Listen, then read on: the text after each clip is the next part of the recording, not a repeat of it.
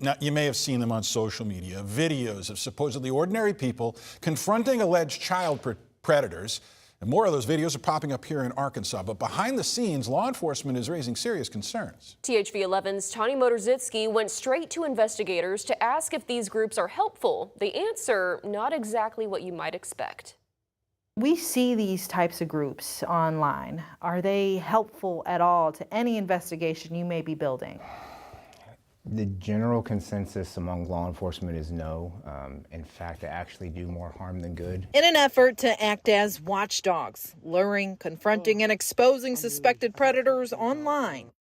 The girl you've been talking about too. Investigators say they've seen an uptick in Central Arkansas recently. But what may look like justice on social media can interfere with real police work. As these groups go and just take it upon themselves to confront this predator, now the opportunity to charge this guy with something maybe is gone forever. Detective Ayrton Singleton with the Pulaski County Sheriff's Office says they appreciate that these groups may have good intentions, but there's specific criteria law enforcement must meet to file charges and ultimately secure a conviction. That I have probable cause to even make that arrest, which is hard for me to do with somebody else's evidence, right? If I didn't do some of my own digging into what I've been presented with, that's difficult. And then in the case of like a chat sting, like I said, there's so much criteria we have to follow and show, okay, hey, we mentioned age here, we mentioned age here.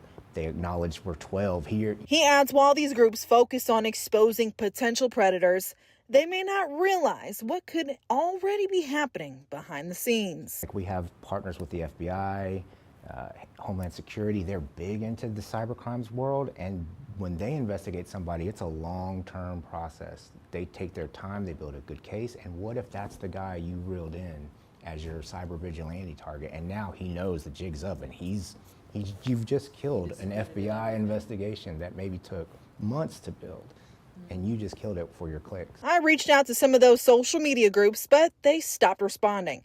Singleton also says these vigilantes, as he calls them, can put people in danger, including the groups themselves. Anytime you're going to go confront a potential predator, you don't know what kind of mindset they have, and they might get violent with you. We don't want anybody getting hurt.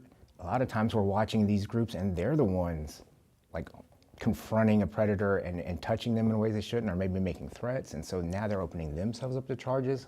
The Arkansas Attorney General's office says it works tirelessly to catch predators and hold them accountable, and says these groups can jeopardize criminal prosecutions. Both the AG's office and Singleton say if you have any information, you should contact law enforcement instead. In Little Rock, Tanya Motorzitsky, THV 11 News.